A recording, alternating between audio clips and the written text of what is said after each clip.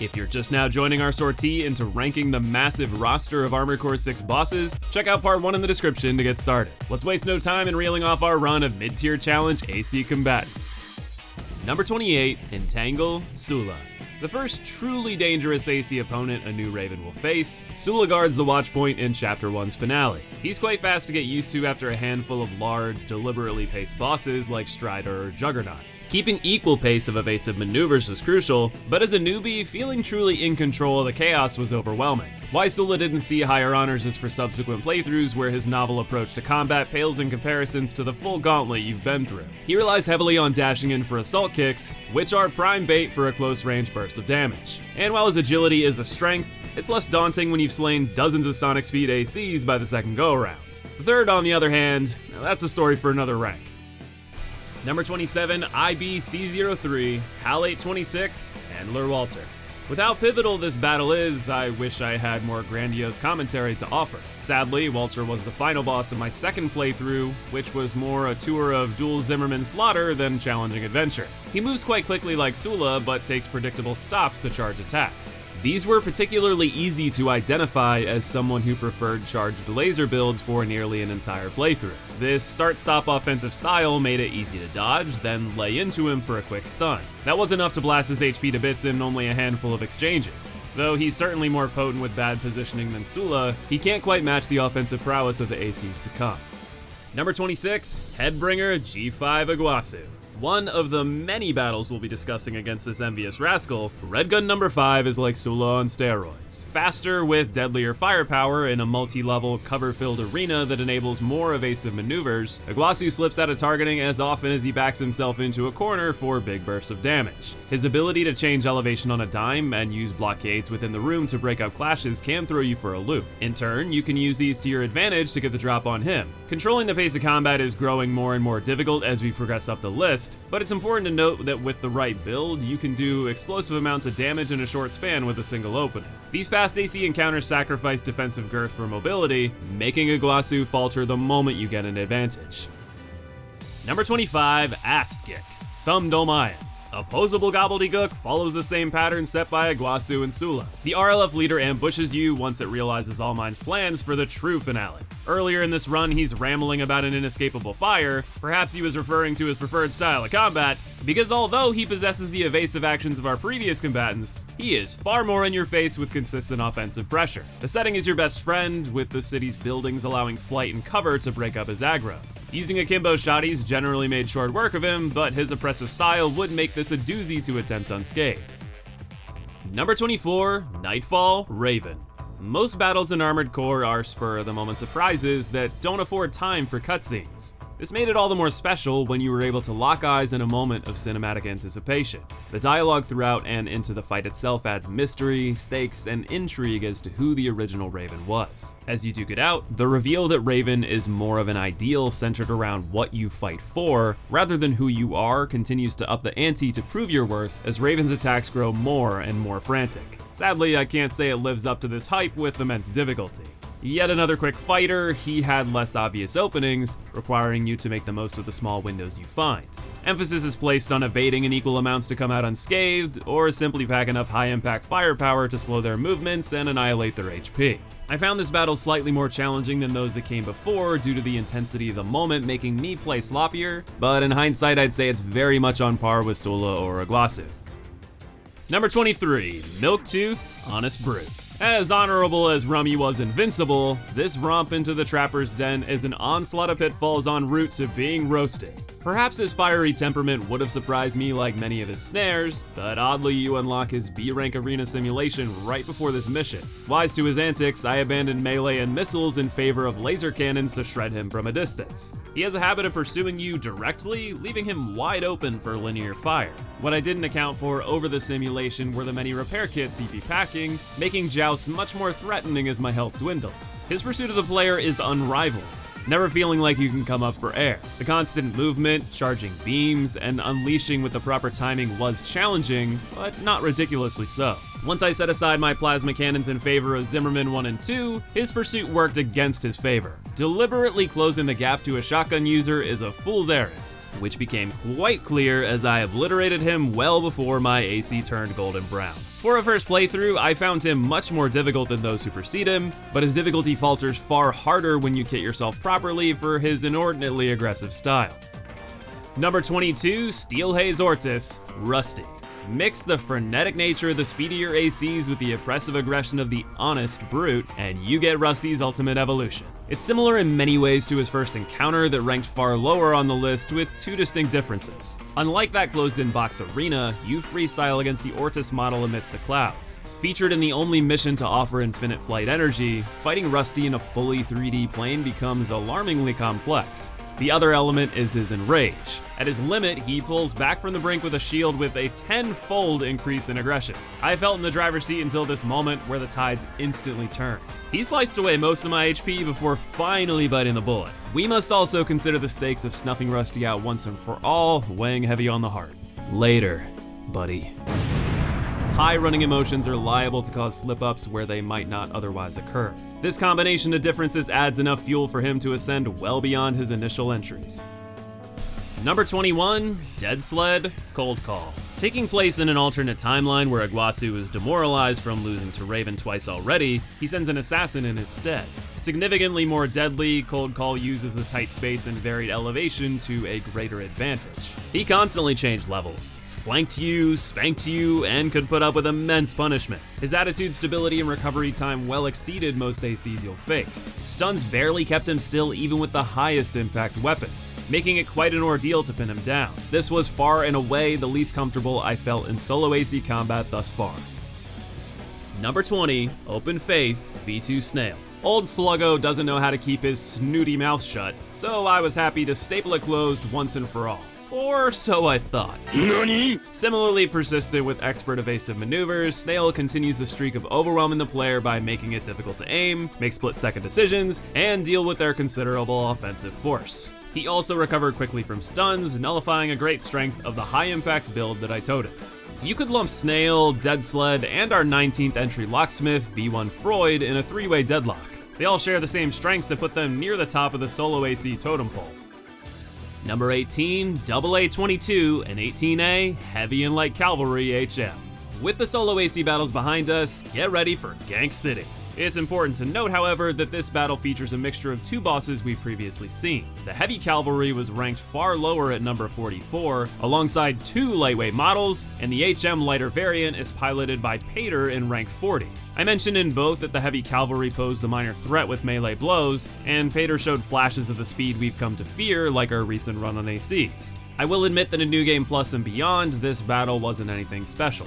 I was able to just as easily dominate them like their 40 ranked peers before Rusty could even leave the battlefield. Unlike the 40 variants, however, this is a mandatory battle in my first playthrough, well before I had adapted to the faster AC models, both in skill and my builds. Rusty let me solo him, Steelhaze bested the heavy boy no problem. It was the zippy light HM that felt impossible to get a beat on. For every missed attempt, he'd return with his own damage in kind. As I floundered against his agility, Rusty bailed me out of what must have been embarrassment. I returned to my trusty melee from the early hours to quickly demolish the hefty teammate so we could spend more time ganking the speedster. Was meleeing him easy? Absolutely not. But it did get me through without too much additional suffering. Even if this battle is nothing special for a hardened player, I pay respects to its initial difficulty and the forced clues about how to deal with the quickness. Number 17, Headbringer, G5 Iguazu, and Cannonhead, G4 Volta. In contrast to the previous entry, this pair gave me a shocking amount of trouble for a Chapter 1 alternate scenario in New Game Plus. Volta is a tanky lad in more ways than one. He can take heavy punishment akin to the likes of Cold Call and Freud, while dishing it out in equal turn. He took a substantial toll on me by the time Iguazu entered the fray. Like the difference in those rusty battles, operating in a wide open frozen lake in lieu of a closed arena gave his agility the advantage. With a mixture of his mobility shining through and breaking through a tank to ensure it wasn't present for the gank, this duo played off each other's strengths and weaknesses brilliantly. Number 16, Steelhaze V4 Rusty, and Tsubasa Middle Flatwell. Speaking of our best brosif, you might be surprised to see his alternate battle ranked this high. For those of you with a keen memory, this exact scenario was what I made light of over 30 ranks ago. Full disclosure, this third attempt in New Game Plus might be that same exact battle that I mocked with Midwell falling flat. This time around though, he enters the fray very quickly. Balancing Rusty's speed with Flatwell harassing you from afar amplifies the difficulty well beyond its solo standards. Flatwell remains quite weak in terms of vitality, but I learned this time around his offensive output is nothing to scoff at. I believe the proper strategy would have been to eliminate him first, then return to Rusty. I made the mistake of pushing for Rusty's end, assuming he was near it, but the repair kits just kept coming. The wide gap in ranks simply for letting Flatwell live long enough to gank you should show just how significant a lopsided battle amplifies the challenge in this game. Number 15, Open Faith V2 Snail and Headbringer G5 Iguazu. Take one of the hardest solo ACs and partner him with Iguazu's shifty style for a massive bump in tandem difficulty. All Mind's Treachery keys you into Snail's location, allowing a surprise gambit. He's accompanied by a handful of pesky MTs and soon Iguazu parading in to end you both. Technically, like the dessert duo that precedes this is a three-way Royal Rumble. That should make it easier, but it sure didn't feel like it. Making the most of your ambush on Snail is vital to dwindle his health before Iguazu appears. The less time you're managing both of them, the more realistic a smooth victory becomes. The same can be said for this New Game Plus variant of the Raven battle. Rather than a cinematic outing mano-y-mano, you're subjected to two of the highest tier combatants in the arena at the same time, stocked with repair kits to devastate you in an endurance battle. One that you must press the gas on to even the odds before Raven flies in to make it a trio takedown. No individual AC here is more than moderately difficult, but with numbers on their side, the stress starts to climb. I will say the dialogue here is excellent, with affectionate teamwork between the two appetizers. Then the surprise appearance from Raven closing in from a distance on the radar builds immense tension. Flying up after I'd cleaned my plate to greet him was player-controlled cinematic greatness. Number 13, Headbringer G5 Iguazu. The bot that keeps on giving battles. He's back for round 20. I mentioned during Cold Call's Spotlight that you best G5 twice in New Game Plus, in the initial encounter at the Dam Complex with Volta, and here at the hack site in Chapter 2. His mechanics are nothing we haven't experienced before. What warrants this high placement is a sudden ambush by encrypted stealth mechs. They appear early in your first playthrough toward the end of Chapter 1. You're asked to fly around, dodge their sniper fire, pin down their location, and then batter them offline. After enough distance dancing, they throw melee-oriented variants into the mix to harass you while the snipers keep firing away. It's a similar setup here, 2 snipers and a melee. While it isn't anything we haven't seen before, having a moderately challenging AC bookend their surprise attack is daunting, not to mention their beefy HP compared to standard MTs, and an intimidating blend of coverage on every combat range. Iguazu at least agrees to fend them off together, even if I didn't quite follow our flimsy ceasefire.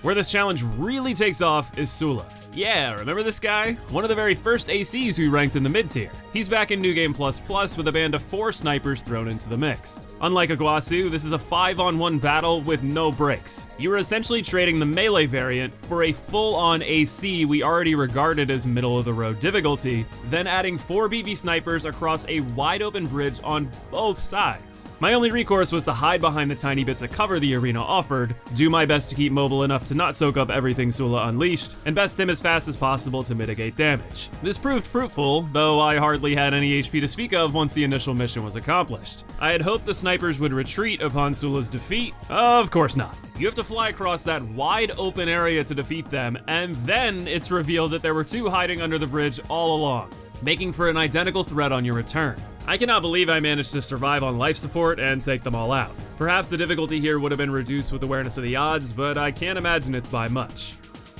Number 11, Liger Tail, G1 Michigan. If you can believe it, Iguazu and Sula's support pales in comparison to Michigan's machinery. G1 is no slouch in his own right, hearkening to the tanky, high-stability ACs like Snail and Freud that are hard to pin down, while dishing out plenty of damage in return. Even more so than them, his mobility was unreal, managing to smack me upside the head 1 second, then backpedal at light speed to harass me out of my optimal range the next. Add in the 50+ MTs you must fight before he arrives, while you throw down, and after he's defeated with your AC 1 bullet away from falling apart, it's an endurance test against a horde in a small room unlike any other encounters in the game. By the time I finished, my shoulder guns were purged and I only had a few shots left in each hand. The crowd control required to S-rank this must be maddening.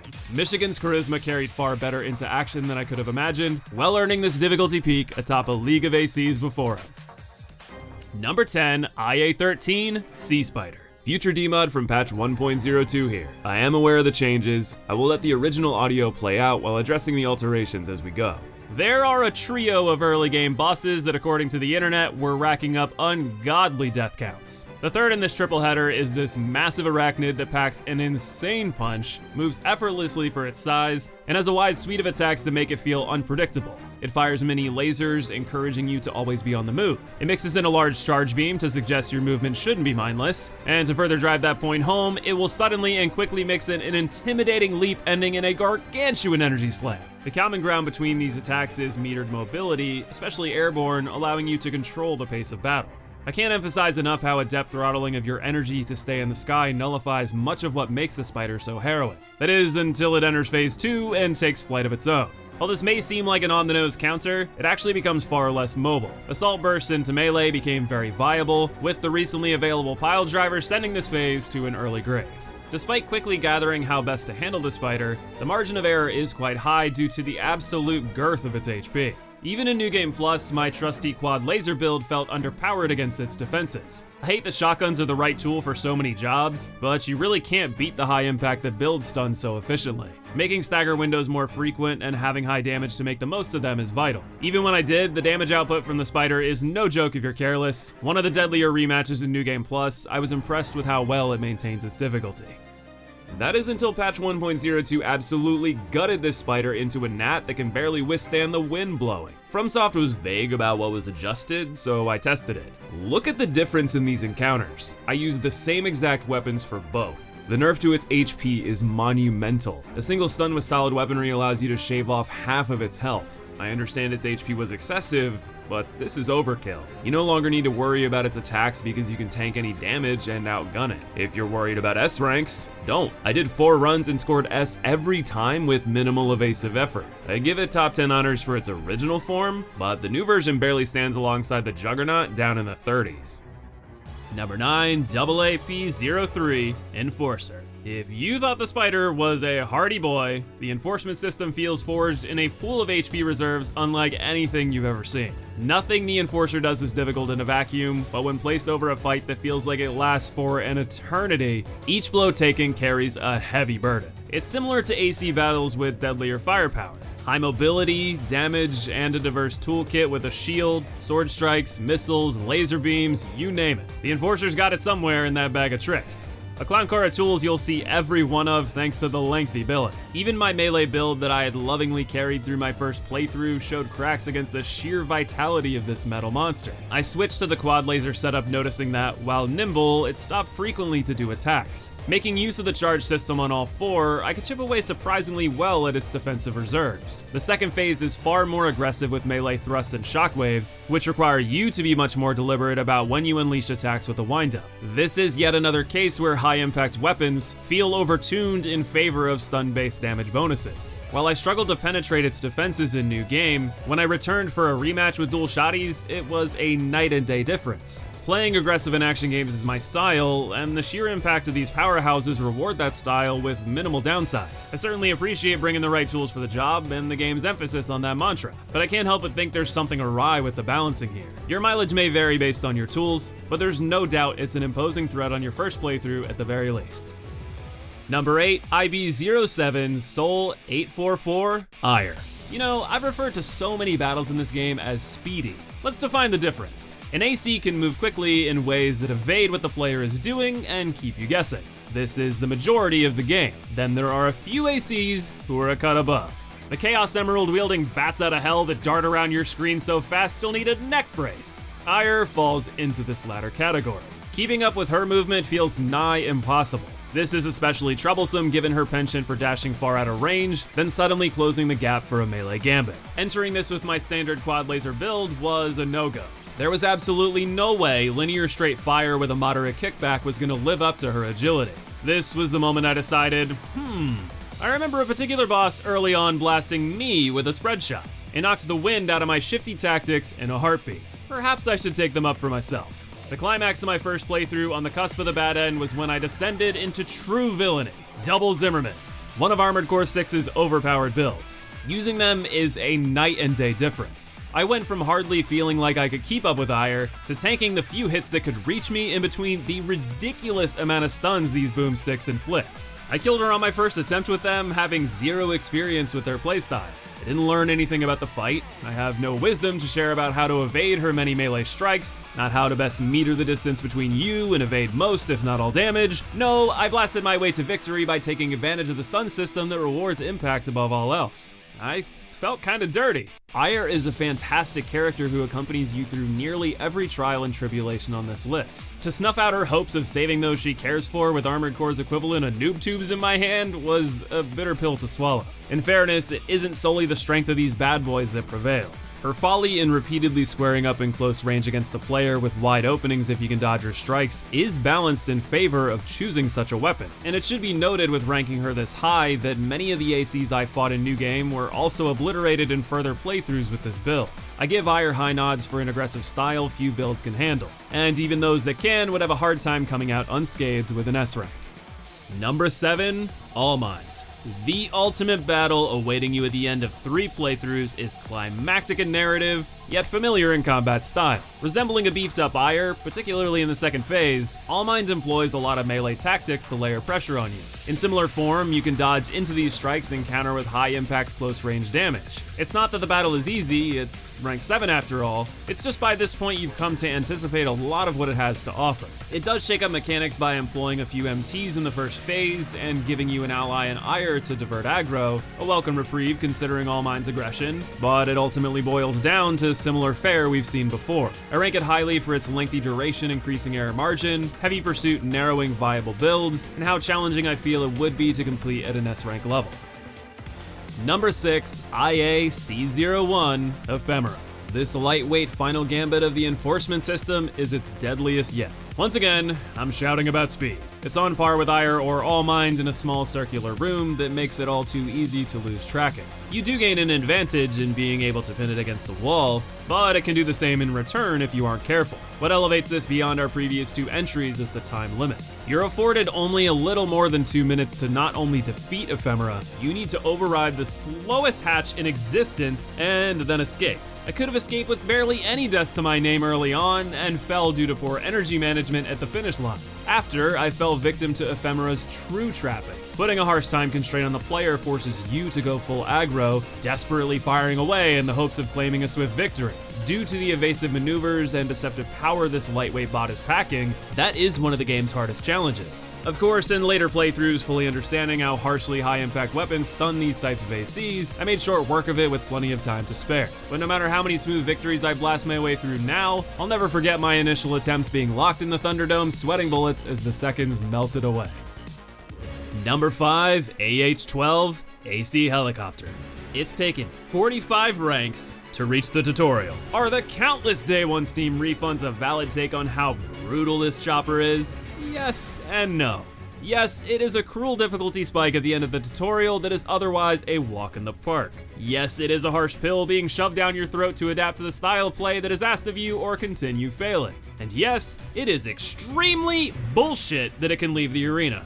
But no, it's not worth missing out on this phenomenal game, and once you do adapt to piloting your AC well, taking advantage of its full kit, and assault burst slicing your way to victory, you've taken the first step into the blissful light Armored Core has to offer. It's a titanic wall that forces you to learn how the game expects you to get good. And I took that challenge to heart. Before I continued with my campaign, I went back and spent nearly an hour perfecting my novice craft until I earned my first S rank. It was a blast every step of the way, except once again when it left the arena. I really don't know why they thought it was a good idea when they were clearly encouraging you to use melee. I'm grateful the tutorial boss pushed me hard enough to not only learn the game's basics, but excel in flight, to make the most of my kit in each situation, and to strive for doing it as efficiently as possible. I do think it was an odd choice to make the rest of the tutorial so straightforward. The missions that follow are equally benign, so if you felt this difficulty spike was unwarranted, I do get where you're coming from. If it's any consolation, you get to fight again with your own custom AC in Chapter 3, and use your prowess in the garage to embarrass what's now a minor hurdle. But for its moment in the blistering sun in the opening hour, this chopper flies into the top 5. Number 4, AAP-07, Balteus. Every story with a beginning must have an end. If the helicopter was our prelude to difficulty spikes, then Balteus is the pitch-perfect peak of that tale. He has every ingredient we've seen to create a recipe for challenge thus far. A completely huge and open arena with no cover to divert attacks, and far too much room for him to downplay your optimal range. Evasive agility on par with the game's greatest that makes consistent damage output a struggle, and a wide variety of firepower that includes his own dreaded shotgun, an absurd volley of missiles, and flame-fueled blasts that stretch half the arena, giving him an advantage at any range. And finally, he has a shield that prevents all permanent damage until it's broken. This is far and away the most frustrating aspect of the fight. Limiting your effective damage windows to the roughly 20 seconds it takes to recharge is brutal given all his other strengths. The saving grace is his stun animation being slightly longer, but it's a consolation prize in comparison. What's more egregious are the static breakpoints in his health bar that allow him to forcibly re-shield. This can mean that you've just stunned him, got him in a compromised position after a few seconds, then he arbitrarily re-shields as part of a script. It's something you can account for once you learn what these thresholds are, but that's another layer of subconscious strategy going on amidst everything else he's already demanding of you. It can't be ignored that this is only Chapter 1. Players are likely to meet Balteus within a few hours of play. You don't have the credits or even extensive tools available to rekit in the shop. Your piloting talent is far from its potential given your short experience, and similar to the helicopter, it's an unprecedented spike in difficulty the game ill prepares you for. You need excellent energy management, the ability to throttle to stay airborne to avoid explosive after effects, adept evasion from missile fire, quick reactions when you move close for said dodges to avoid a shotgun follow-up, persistent damage to reduce the shield, control over your ammo stocks and cooldowns to ensure maximum damage when he does get stunned, good elevation control to avoid the flamethrowers, and hope that your AC brought the adequate tools to get this done in a somewhat reasonable time frame. With all the punishment his shield takes that doesn't permanently progress you forward, his defenses can feel nigh impenetrable in contrast to how much damage you take for the slightest errors. I never got to the point where I had a clean fight, claiming victory from the jaws of defeat on a single hit point, and no, I didn't have terminal armor. This was a genuine win on the brink of death. The intensity of this battle cannot be understated, and while it is euphoric at the end, you can't blame anyone who felt slighted by how the demands of this battle blindside a fresh pilot. The question that remains is why he falls to number 4 with all of this in mind.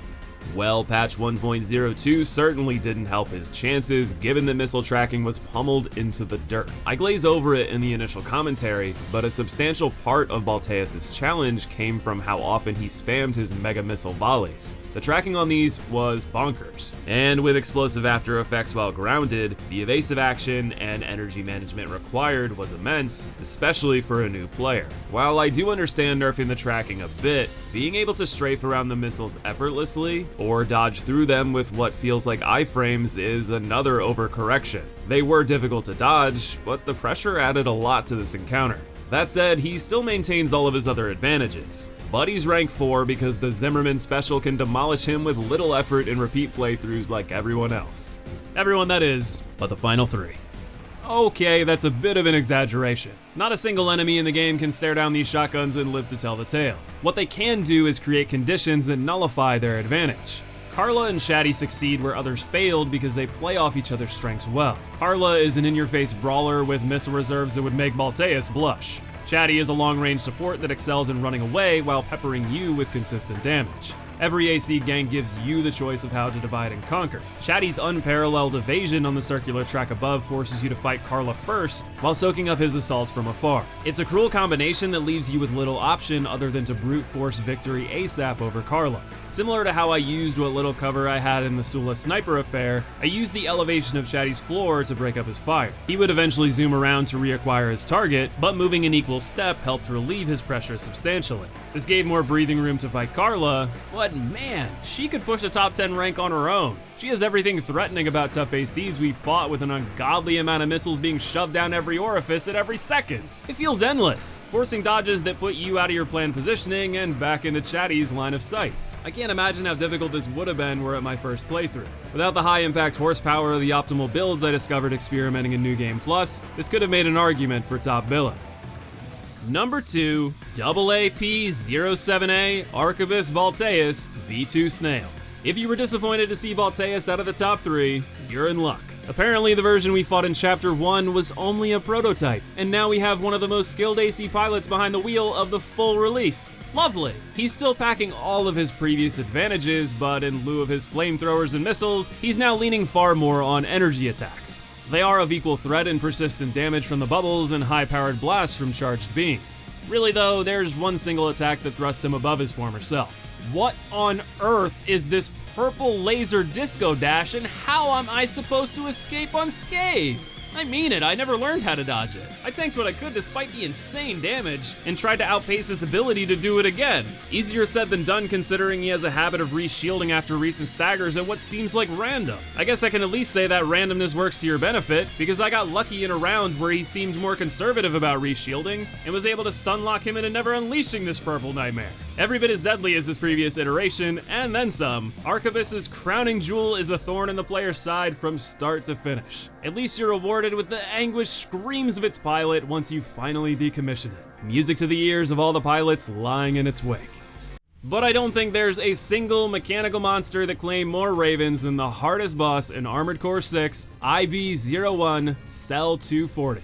The firepower of Balteus, the aggression of Ire, the speed of Ephemera, the mobility of the helicopter, and the bulk of the Sea Spider, that cocktail of absolute madness throttled into overdrive is your clash at Coral Convergence. Countless laser volleys divert your attention as it cooks up laser slashes from a variety of angles and elevations that make consistently dodging everything feel nigh impossible. If you overcome the hurdle past its spooky initial phase, prepare for everything to accelerate tenfold in round 2. It starts with a huge barrage of coral lasers that protect its opening animation for all but the most skilled pilots to take advantage of. What follows is acceleration that is truly unrivaled amidst a roster of Olympic speedsters. I felt hopeless until I tried laser drones I'd won from conquering the S-rank arena. While their damage is nothing to cry home about, they attack for you as long as you get a lock on. Allowing this to build up stun while I focused on evasion made dodging its opposing offense a bit more manageable. Still, the sword strikes, slashes, and constant lasers led to nearly a dozen deaths before I finally made it out alive. Doing so is predicated on how you deal with its soaring enrage, where it turns into a bird-like wave of energy and swoops through in a quick trio of devastating charges. I had and still have absolutely no idea how to dodge these consistently, being already so overwhelmed, so I opted to use my shield to soak up less damage and gamble on a quick victory immediately after. This is now of no concern because Cell 240 was also adjusted in patch 1.02. While the differences were more subtle, the laser foul dives that were previously extremely difficult to dodge due to excessive tracking are now done blindfolded. Look at the updated footage. It charges the attack and misses, then disappears. I'm a sitting duck and it doesn't come near me, then appears seconds later having finished the attack? Where the hell was she aiming? It did also seem like all of the sword attacks had their tracking nerfed. There were far more whiffs on me than what I remember, but I might be imagining that one. What I will say is nerfs aren't the only thing to consider. My original build using burst rifles saw a massive buff and it is very noticeable. Keep in mind these weapons have excellent tracking and they're now doing significantly more damage, competitive to even the output the Zimmermans have without the close range spread shot downsides against this speedster.